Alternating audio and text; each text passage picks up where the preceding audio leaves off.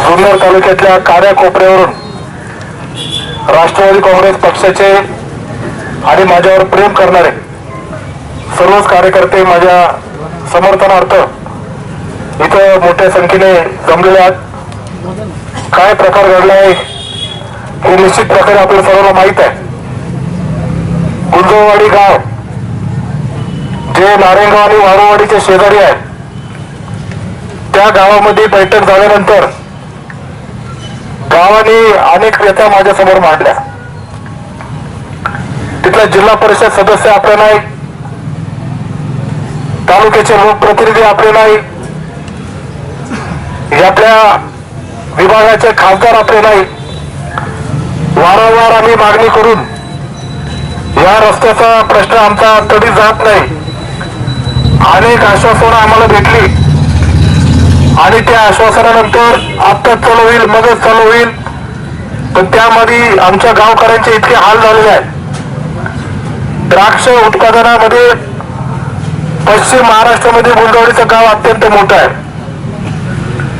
द्राक्षाच्या बागा इतक्या झपाट्याने वाढल्या आणि त्या गावचं वैशिष्ट्य असं आहे की तिथला प्रत्येक तरुण हा इतका प्रामाणिकपणे कष्ट करतो, अत्यंत चांगल्या पद्धतीचे आपल्या प्रपंचाला हातभार लावून उत्पन्न काढतो। सहकार क्षेत्रामध्ये जी आपली पीडीसीसी बँक आहे, त्याच्यात एखाद्या गावचं सगळ्यात जास्त उत्पन्न जुन्नर तालुक्यामधलं कुठलं असेल तर तो गुंजवाडी गावचं आहे। एवढ्या मोठ्या प्रमाणात कष्ट करून जर आम्ही आर्थिक उदाहरण करतोय, आमच्याकडे मात्र दुर्लक्ष होताना दिसत आहे। अत्यंत मोठ्या प्रमाणामध्ये त्यांनी हवा व्यक्त केली।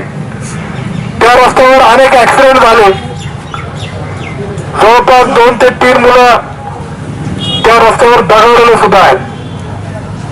आणि म्हणून तुम्ही काहीतरी करा अशी भावना त्या लोकांनी माझ्याकडे मांडली आणि त्या माध्यमातून लगेच दुसऱ्या दिवशी आंदोलन करण्याचं आम्ही ठरवलं। मी पण तुम्ही मलाच का सांगताय रे? ते म्हणाले चौपदरी करण्याचं काम, टोल नाका बंद करण्याचं काम, ते आंदोलन तुम्ही यशस्वी केलं। जेव्हा टोल नाका बंद झाला तो परत पुन्हा चालू झाला नाही।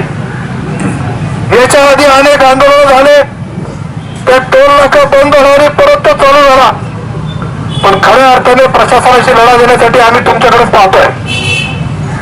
पुन्हा नारायणगावच्या अंतर्गत रस्त्याचं काम निकृष्ट पद्धतीने चालू होतं, ते रोखून त्या रस्त्याच्या कडेला तो ठेकेदार तिथली माती काढायचा, बाजूला ठेवायचा, 4 दिवसांनी परत ती माती तिकडेच भरायचा। 5 किलोमीटर साठी तब्बल 20 कोटीचा निधी केंद्र सरकारने मंजूर केला, म्हणजे एका किलोमीटर साठी जवळपास 4 कोटीचा निधी। मग एका किलोमीटर साठी 4 कोटीचा निधी आल्यानंतर तो रस्ता कसा झाला पाहिजे? पण सोयीस्कररित्या ठेकेदार आणि अधिकारी त्याच्याकडे दुर्लक्ष करत होते। हा आपल्या राष्ट्रवादी काँग्रेस पक्षाचा एजेंडा होऊ नये म्हणून दोन्ही गावचे सरपंच, ग्रामपंचायतचे सगळे सदस्य, तिथल्या लाईनचे सगळे व्यापारी आणि स्थानिक गावकरी आम्ही एकत्रित केले आणि ते काम बंद केलं। अधिकाऱ्यांना यावं लागलं, पोलीस स्टेशनवाले आले, महसूलचे प्रांत साहेब आले, ठेकेदाराला तिथे बोलवलं आणि त्यांची चूक काय आहे ती त्यांच्या निदर्शनास तिथे आम्ही आणून दिली। ती आणून दिल्यानंतर त्यांच्यामध्ये सुधारणा झाली। त्या हायवेच्या कामामध्ये दर्जेदारपणा आला। जिथं चुकीचं काम झालं असेल ते परत रेक्टिफाय करून ते खाडून परत आम्ही पुन्हा ते करू, हे त्या आंदोलनाचं यश मिळालं। गुंजवाडीकर म्हणले की तुम्ही जर उतरले तर निश्चित प्रकारे आमचा रस्ता चालू होऊ शकतो। म्हणजे का नाही होणार? अहो, या तालुक्यामध्ये जिथे जिथे रस्ते खराब असतील, एखादी मंत्र्याचा दौरा असेल, मुख्यमंत्री येणार असेल किंवा एखादा मोठा कार्यक्रम असेल तर आपत्ती व्यवस्थापनासाठी पीडब्ल्यूडी कडे एक मोठ्या प्रमाणामध्ये राखीव निधी असतो। तो निधी एखाद्या रस्त्यावर खड्डे बुजवण्यासाठी आपण खर्च करू शकतो, हे त्यांच्या लोकांच्या निदर्शनास आरोप केला। दुसऱ्या दिवशी जेव्हा आंदोलन केलं तेव्हा रविवार होता, ते म्हणले अधिकारी सुट्टीवर असेल, दिवसभर आम्ही बसून राहू, असं असून कुठे असणारे अधिकारी ते इथं आलेच पाहिजे आणि रस्ता कसा होत नाही ते आम्ही बाबा दाखवतो. ग्रामस्थांनी साथ दिली, मोठ्या प्रमाणामध्ये तिथं आले, सगळे कार्यकर्ते युवक संघटनेमध्ये आले आणि आम्ही रस्त्यावर ठाण मांडून बसलो. पीडब्ल्यूडीचे सक्षम अधिकारी जोपर्यंत लेखी आम्हाला आश्वासन देत नाही की उद्यापासून हा रस्ता चालू होणार नाही तोपर्यंत आम्ही उठणार नाही. म्हणून ते सगळे अधिकारी तिथे आले, महसूलचे तहसीलदार आले, पोलीसवाले पण आले. त्यांनी आम्हाला लेखी हमी दिली, त्याला त्यांनी आणि पोलिसांनी त्याच्यावर स्वाक्षरी केली, साक्ष म्हणून. त्यांनी हे निवेदन दिल्यानंतर आम्ही आंदोलन सोडलं. दुसऱ्या दिवशी रस्ता चालू झाला. आपल्या आंदोलनाचं यश आलं का नाही? म्हणून काही मंडळींच्या पोटात दुखायला लागलं. ताबडतोब एवढे लोक तिथं आंदोलन करत असताना सुद्धा त्यांनी काही निवडक मंडळी जी राष्ट्रवादी काँग्रेस पक्षाच्या संघटनेमध्ये ताकदीने काम करतात अशा मंडळींवर गुन्हा दाखल करण्याचं काम पोलीस स्टेशनच्या माध्यमातून झालं. लोकांना बोलून घेतलं, अटक करून तुम्हाला जामीन करू असे 2-3 आमचे मंडळी बोलवले. त्यांचा मला फोन आला. मी त्या दिवशी पुण्यामध्ये होतो. दुसऱ्या दिवशी SP साहेबांना फोन केला आणि SP साहेबांना सांगितलं हा काय प्रकार आहे. त्यांनी सांगितलं आता आम्ही एक नवीन धोरण आखलेलं आहे. रस्त्याचं काम चालू असताना एखाद्या पक्षाने किंवा कुणी जर ते रोखलं आणि रस्ता रोखून केलं आणि ठेकेदाराला जर धमकवलं त्याच्यावर थेट गुन्हे दाखल करण्याचे आदेश आम्ही दिलेले आहेत. आम्हाला नॅशनल हायवेच्या चौपदरीकरणामध्ये वाईट अनुभव आलेला आहे. त्या ठेकेदाराला कोणी धमकी दिली हे असं सगळ्यांना माहित आहे. मी SP साहेबांना म्हटलं साहेब आम्ही चालू काम बंद केलेलं नाहीये, आमच्या आंदोलनाने बंद काम चालू झाले. मग समाजासाठी आम्ही जर करत असू तर आम्ही गुन्हेगार का? त्यांनी पण खाजगीत कबूल केलं. मग ते झालं ते चुकीचं झालेलं आहे. म्हणून पोलीस अधिकाऱ्यांनी त्यांनाही सांगितलं की गुन्हे जरी दाखल झाले असेल तर यांना मदतीची भावना आपली सगळ्यांची असली पाहिजे. मी त्यांना कार्यकर्त्यांना सांगितलं आपण सर्व तर एकदम जाऊ, पोलिसांसमोर हजर होऊ आणि पोलिसांसमोर हजर झाल्यानंतर आपण जामिनासाठी जाऊ. आंदोलनाच्या वेळेस काय भावना होत्या लोकांची? ती काय राष्ट्रवादी काँग्रेस पक्षाची नव्हती, सर्वसामान्य नागरिक तिथे बोलत होते.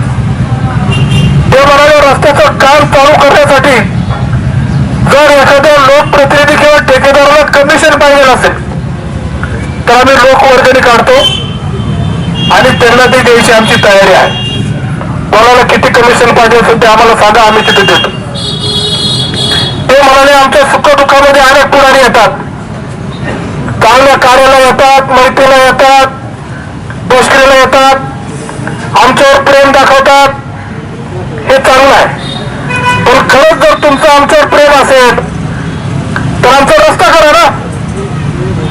त्या रस्त्यावर आमची 2 लेकरं खलास झाली आणि ते मुलं मेल्यानंतर त्याच्या दशकाला येऊन जर तुम्ही प्रेम दाखवणार असेल तर हे प्रेम काय कामाचं नाही. खरं प्रेम आमच्या विकासासाठी तुम्ही खर्च करा. हे कोण म्हटलं? राष्ट्रवादी काँग्रेस पक्षाचा कार्यकर्ता नाही म्हणाला, सर्वसामान्य ग्रामस्थ त्याच्यावर राजकारणाशी काय गरज नाही तो बोलला. त्याच्या 2 दिवस आधी पण पिंपरी पेंढरला आपण तिथले ग्रामस्थ काय म्हणाले ते आपण पाहिलं.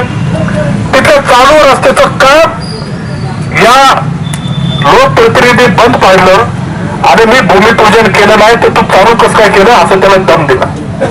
लोक एकत्रित झाली. ठेकेदाराने सांगितलं की हे काम जिल्हा परिषद मधलं आहे, मला वर्क ऑर्डर मिळालेली आहे. संबंधित जिल्हा परिषदच्या सदस्याला मी जेव्हा विचारलं तो मला वर्क ऑर्डर मिळाली, काम चालू करा. अहो भूमिपूजन त्यांनी पण नाही केलं. म्हणजे खोट्या प्रसिद्धी आणि खोट्या हवेसाठी काही मंडळी कशा पद्धतीने वागतात ते पिंपरी पेंढऱ्याच्या ग्रामस्थांच्या बरोबर जाणं. ती लोक एकत्रित झाली आणि त्यांनी असं सांगितलं हे सगळं कमिशन साठी चालू आहे. कमिशन लागते तर आम्ही लोकवर्गणी काढतो, मला कमिशन देतो, पण बाबाने आमचं काम थांबवू नका. म्हणजे काय चाललंय आपल्या तालुक्यामध्ये? लोकांच्या मनामध्ये आता काय भावना आहे ते आपण पुढे पाहतोय ना. माझ्यावर गुन्हा दाखल झाला, मी काय कुठल्या तालुक्याला मारण केले होते. महापालिकेच्या सीओला मारहाण केलेला आहे. कायदा सुव्यवस्था बिघडल म्हणून पोलिसांना आरेरावे करून त्याला दलितच्या भाषेत शिव्या दिलेल्या नाही. मी जनहिताच्या कामासाठीच पुढे आलेलो आहे. पण माझ्या सगळं काही जे तिथले नेतृत्व करणारे लोक आहेत त्यांच्यावर गुन्हा दाखल झाला. पण वाईट मला असं वाटतं की एक 65 वयाचा जे माझ्या वडिलांच्या वयाचे आहेत त्याची तब्येत बरी नसते, त्याला हार्टचा त्रास आहे, असे आदरणीय तानाजी शेठ वारू यांच्यावर पण गुन्हा दाखल झाला. का करायचं कारण त्यांच्यावर गुन्हा दाखल? आम्ही आहेत ना सगळे, आम्ही ज्यांनी आंदोलन केलं. मी ताना शेठची जाहीर माफी मागतो इथं की आमच्या या आंदोलनामुळे तुमच्यावर गुन्हा जरी दाखल झाला, पण ताना शेठ म्हणजे करा गुन्हा दाखल. माझा नातू पण या रस्त्यात खराब झालाय, त्याच्या उत्तरे म्हणून मी हे करणारच. ही भावना एका ज्येष्ठ नागरिकांनी तिथे व्यक्त केली. ही काही साधी बाब झाली? अख्ख्या तालुक्यामध्ये उठाव झाला. सगळीकडून राष्ट्रवादी काँग्रेस पक्षामध्ये आणि सर्वसामान्य जनतेमध्ये ते सगळं बाहेर यायला लागलं. शेवटी आपले जे नेते शरदचंद्रजी पवार साहेब यांना याच्यामध्ये लक्ष देणं, त्यांना असं वाटलं की आपले कार्यकर्ते त्यांचा सांभाळ आपण केला पाहिजे. आपल्याला अतुलच्या आणि त्यांच्या सर्व सहकार्यांच्या मागे उभे राहायला पाहिजे. एसपी साहेबांना त्यांचा फोन झाला. एसपी साहेबांचा काल रात्री 11 वाजता मला फोन आला. त्यामध्ये आम्हाला तुम्हाला काही त्रास द्यायचा नाही, तुम्हाला पूर्णपणे मदत करण्याची भूमिका आमची सगळ्यांची असणार आहे. म्हणून प्रक्रिया किती सोयीस्कररीत्याने पार पडत याच्यासाठी तुम्ही निश्चित प्रकारे तुम्ही पण मदत केली पाहिजे. म्हणून माझी तशी भूमिका कधीच नसते. पोलिसांना प्रशासनाला त्रास देऊन माझे राजकीय गोळी घालायची, त्याला वेटी धरायचा असं माझा कारभार कधीच नसतो. उलट ज्या गावासाठी मी आंदोलन केलं त्यांचं रस्त्याचं काम चालू झालं, त्या गावातल्या सर्व लोकांनी त्यांचं गाव बंद ठेवलं. माझं गाव जे एवढे बुद्रुक गाव आहे, ते एवढे बुद्रुक ग्रामस्थांनी ते गाव बंद ठेवलं. आणि विशेष बाब म्हणजे गावकऱ्यांनी मला काय सांगितलं की तुम्ही तुमचा भाऊ, नातेवाईक, मित्र कोणी जामीनावर आणू नका. आमच्या गावातले 100 शेतकरी सगळ्यांचे सातबारे काढून आम्ही तुमच्या जामीनाला येणार. आणि त्याच पद्धतीने हे सगळे मंडळी इथे मोठ्या संख्येने इथे उपस्थित आहे. सगळीकडे उठाव झाला, रेटा चालू झाला. पक्ष नेते आपले एसपी साहेबांशी बोलले. शेवटी आता काय होईल काय नाही, आपल्या पक्षाच्या आणि नेत्याच्या दबावाखाली शेवटी प्रशासनाने पोलीस अधिकाऱ्यांना झुकावं लागलं. आणि त्यांनी तब्बल फक्त आम्हाला सगळ्यांना एका नोटिसीच्या द्वारे त्यांचा एक माणूस येऊन वकील साहेबांचे मध्यस्थी करत होते, त्यांच्याकडे देऊन म्हणाले पाहिजे तो कोर्ट तुमच्या दारात आणू, पण तुम्हाला आम्ही कोर्ट समोर हजर करणार नाही. तुम्हाला या नोटिसीद्वारेच आम्ही तुम्हाला मुक्त करतो.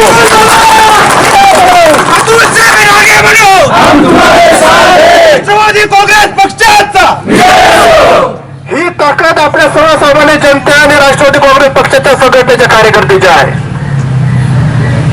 ही ताकद लोकशाहीची आहे. एखादा हुकुमशाह आला आणि कुठल्या प्रकारे जर दडपण्याचा प्रयत्न केला तर भारतातली लोकशाही अजूनही जिवंत आहे. ही ताकद आपण आज दाखवून दिलेली आहे. म्हणून हा सोंगाड्या हुकुमशाहचा निषेध करण्यासाठी तुम्ही सर्वजण इथे मोठ्या संख्येने इथे उपस्थित झालात. मी खरं तर तुमचं सर्वांचा मनपूर्वक आभार मानतो. गुन्हा दाखल झालेला आहे, केस अजून त्यांनी संपुष्टात आणलेली नाही, पण चार्जशीट दाखल करत असताना त्या तपासामध्ये पूर्णपणे मदत करून कशा पद्धतीने हे सगळं डिसमिस होईल असा शब्दही स्वतः एसपी साहेबांनी आम्हाला दिलेला आहे. मी एसपी साहेब आणि ते सर्व पोलीस अधिकाऱ्यांचे मनपूर्वक आभार मानतो की त्यांनी सत्कार्याच्या बाजूला राहून त्यांनी आपल्या सर्वांना मदत करण्याच्या भावनेतून चांगल्या पद्धतीची मदत केली.